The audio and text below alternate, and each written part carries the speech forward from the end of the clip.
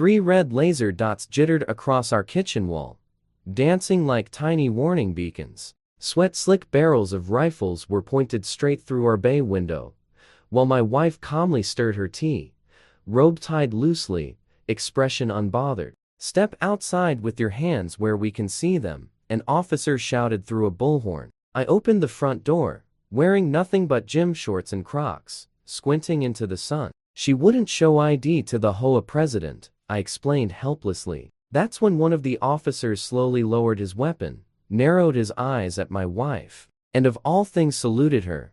"My name is Gavin Holbrook, 39 years old, a software consultant, someone who just wanted a quiet life inside Cypress Hollow. In this gated community, the HOA rules are stricter than airport security and far less forgiving. My wife, Anya, is ex-military, retired early, quiet, and unnervingly talented at assembling IKEA furniture with the same precision she once applied to tactical gear. And then there's Teresa Blanchard, HOA president, full-time neighborhood watchdog, and part-time self-appointed stormtrooper. She's the kind of person who keeps a spreadsheet logging what time everyone brings in their garbage cans. Her campaign against us began with a post-it note slapped right on our door. "Guests must register at the gate. It's required. No exceptions." Except, of course, my wife wasn't a guest, she lived here. Teresa simply didn't believe it. The flimsy yellow note fluttering in the morning breeze felt like a tiny declaration of war.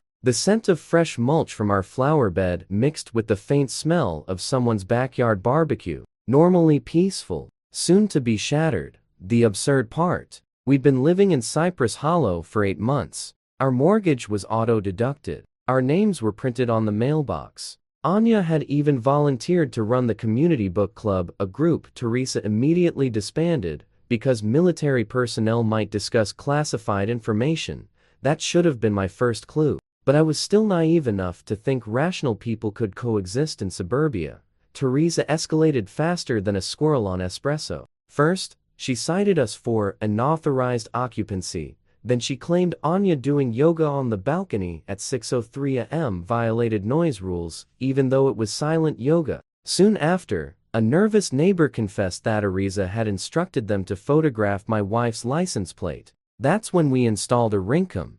The footage was unreal. Teresa marched right up to our flower bed and measured tulip height with a ruler. The woman had turned stalking into a hobby. She compiled a full dossier on Enya's daily routine, what time she left for runs, which route she took, even which protein bars she bought at the grocery store. I only learned about this when Mrs. Patterson, from 3 houses down, admitted, mortified, that Teresa had pressured her for intel on the unregistered resident. Teresa apparently cornered her on dog walks, clipboard and stopwatch in hand, asking security questions. The psychological warfare escalated next. Teresa started slipping printed articles under our doormat titles like foreign nationals and community safety or undocumented residents, a homeowner's guide. Each morning, I stepped on a fresh passive-aggressive pamphlet. The crinkling paper became my personal alarm clock.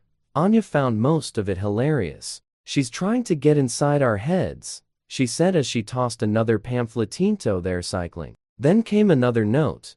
"Your tenant was seen exiting the home without proper gate code authorization. Consider this a formal warning." Anya snorted. "Should I wear a disguise tomorrow?" she asked dryly. I suggested a fake mustache. She didn't laugh. Outside, our sprinkler system hissed on, throwing rainbow mist across the lawn, a peaceful moment that felt increasingly fragile. Then things went from annoying to unhinged. Teresa began appearing at random times. 7:15 a.m. to inspect our mailbox positioning. 3:22 p.m. to confirm our garage door was truly regulation beige. She even knocked during dinner to inform us the tour porch light was 3 lumens too bright per section. 4.7 of the community guidelines, but the real crossing of the line came with the safety patrol. Teresa recruited 2 HOA board members to conduct their own wellness checks, slowly walking past our house, taking photos of our windows, our car, our garbage bins. When I confronted them, they claimed it was part of neighborhood watch. I reminded them we lived in a gated community with actual security guards. They just smiled and walked on. Then came the breaking point. She installed a trail camera in the oak tree facing our front door. She claimed it was for wildlife observation, but the lens was angled perfectly to capture everyone coming and going. I noticed a blinking red light while sipping coffee one morning. The audacity was unreal. I climbed the tree, removed the camera, and dropped it on her doorstep.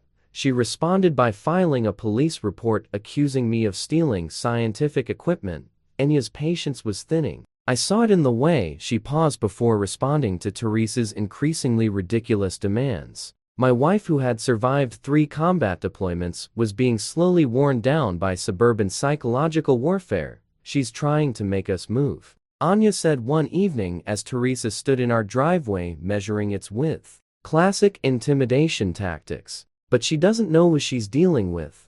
Then came the day everything imploded. Anya was returning from a jog when Teresa physically blocked her path with the clipboard. "You've been reported as a security risk," she snapped. "Show ID or I'm calling the authorities." Anya just stared, deadpan. "You have 5 seconds to move." Teresa's face turned the same shade as our forbidden height tulips. She snatched out her phone and dialed 911, breathlessly, claiming a suspicious foreign woman was trespassing and possibly armed. The 911 call was a full-blown theatrical performance. Later, through a Freedom of Information Act request, I got the audio. Teresa's voice trembled with counterfeit terror as she described Anya as approximately 5'6", dark hair, wearing military-style clothing, possibly carrying concealed weapons, refusing to identify herself, and displaying aggressive body language. She even threw in that Anya had hand-to-hand combat training and might be dangerous if cornered. What Teresa conveniently left out: Anya was wearing bright pink running shorts and a tank top with a cartoon cat on it. Her military clothing was Target activewear. Her concealed weapons were a water bottle and house keys. Her aggressive body language was simply standing still with her arms crossed, waiting for Teresa to stop blocking the sidewalk. But keywords like armed, military training, and refuses to identify triggered a high-priority police response. Dispatchers didn't know they were dealing with an overzealous HOA monarch. Within minutes, patrol cars were racing toward our peaceful neighborhood. The gates couldn't open fast enough. Security guards scrambled to lift barriers as the cavalry thundered in. Teresa also failed to mention that Anya was a decorated military intelligence officer, fluent in 5 languages. 10 minutes later, SWAT arrived. Drones buzzed overhead. Our cul-de-sac transformed into a Tom Clancy novel, neighbors peeking through blinds, the smell of someone's burnt coffee drifting through the air, and the metallic clatter of tactical gear filling the street. The peaceful suburban morning cracked under the pressure of a looming standoff. Then an older SWAT officer caught a clean view of Anya through a scope. His face drained of color. He clicked his radio. "Stand down. Repeat.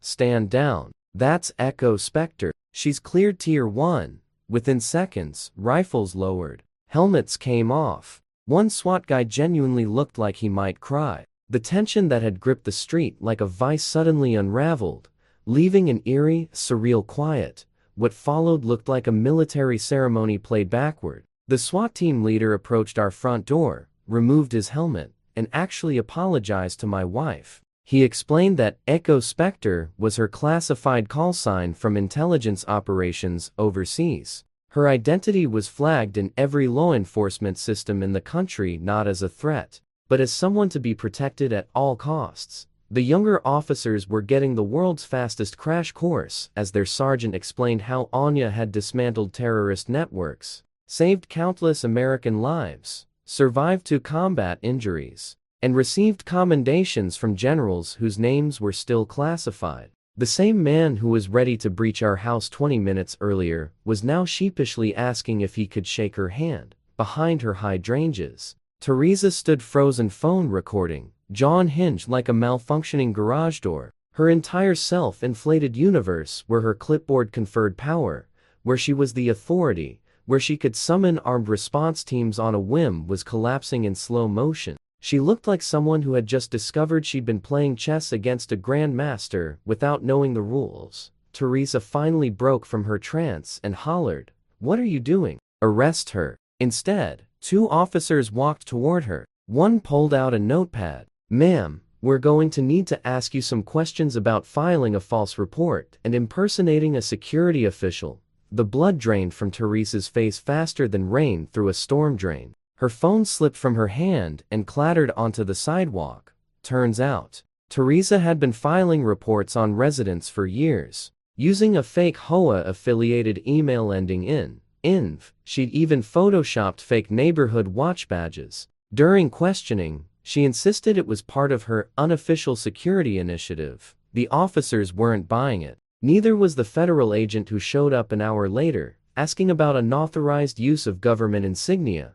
Then the scope of her operation unraveled. Teresa had compiled detailed files on 47 residents, complete with photos, daily schedules, and self-written threat assessments. Her computer contained hundreds of telephoto images, people checking mail, washing their cars, kids playing in yards. The fake badges weren't props. She used them to trick contractors, delivery drivers, and even neighbors into believing she had law enforcement authority. The federal charges stacked up: impersonating a government official, harassment, stalking, and filing false reports. Prosecutors described her as a one-woman surveillance state operating out of a suburban living room. During interrogation, Teresa insisted she was protecting the community, convinced she was the hero of her own story. When the HOA board realized the legal catastrophe looming over them, panic set in. Emergency meeting. Unanimous vote. Teresa was expelled from the board and banned from all HOA activities. The insurance company threatened to drop coverage if she retained any official capacity. Property values were at stake. Lawsuits were guaranteed. Teresa became a toxic asset wrapped in designer athleisure. The remaining board members resigned en masse within 48 hours. Teresa herself was charged with harassment, impersonating a federal officer, and even unauthorized use of a drone she'd borrowed from her nephew. The judge sentenced her to 6 months in county jail and a $5,000 fine. As the gavel dropped, Teresa shrieked. This is all because she wouldn't show her ID. Then the bailiff took her away in handcuffs.